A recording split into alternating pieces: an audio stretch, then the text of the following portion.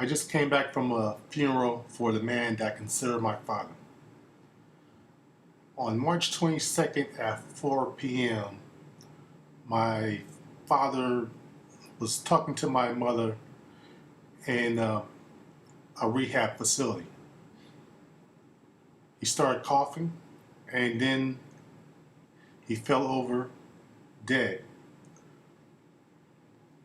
The people at the facility spent the next hour trying to revive him. Unfortunately, it didn't work out. Now, when I think back, it's kind of funny. I've known him longer than I knew my own biological father.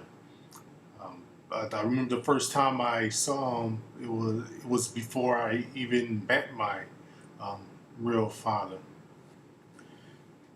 James Young Sr. was a great man. He was one of 12 children, the seventh. By the time he was 10 years old, he was blind, completely blind from cancer, but he never let that stop him. Heck, um, from what I've been told, for years he didn't even use a cane or a seeing eye dog. He just listened to the surroundings and just let the sounds of his surroundings guide him. You could say that he was kind of like Daredevil, except without having to get hit with tons of nuclear radiation. Of all the 12 children that his mother and father had, he was the only one that actually went to college and completed. He had a bachelor's in education and he specialized in children's psychology. Just about anything he wanted to do, he was able to set his mind to it and do it. He even became a musician. I remember a story he used to say when he was about 18 years old, he decided that he wanted to join the army, and the army said, "No, we don't take. What are you doing? You don't take blind people." He said, "Look, I'll do anything. I'll even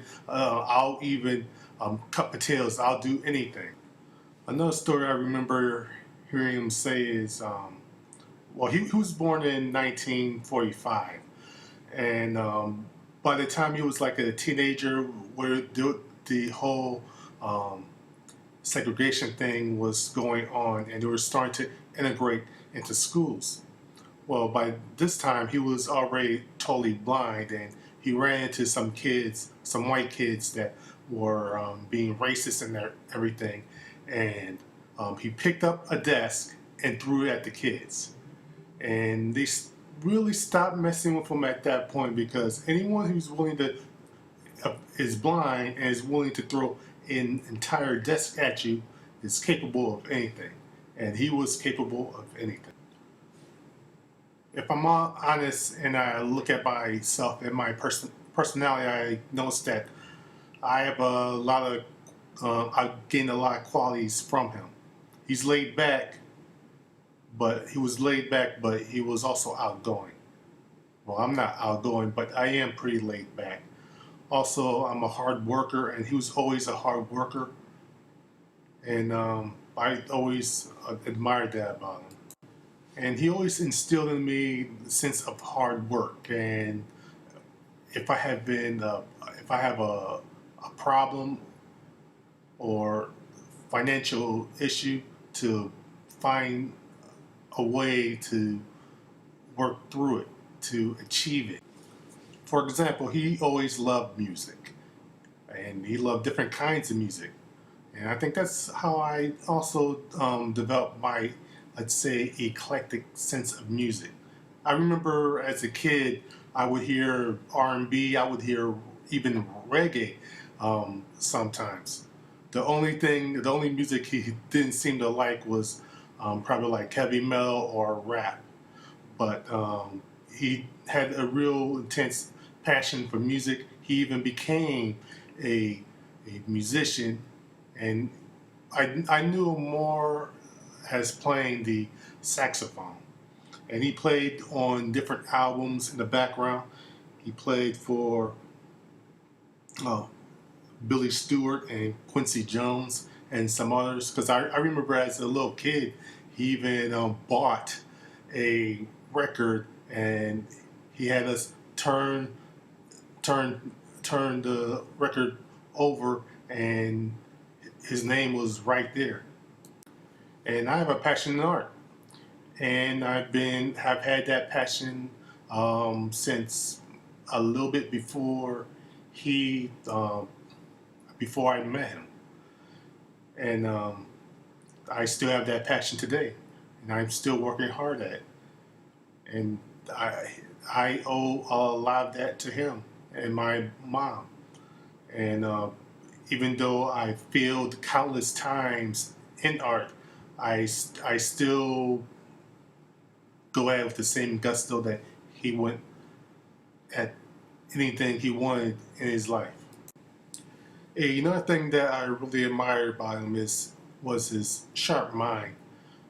Over the last few years, he had a stroke, and that really affected his body, and he was always in and out of hospitals, but he always kept his sense of humor, and he was always sharp. That never dulled.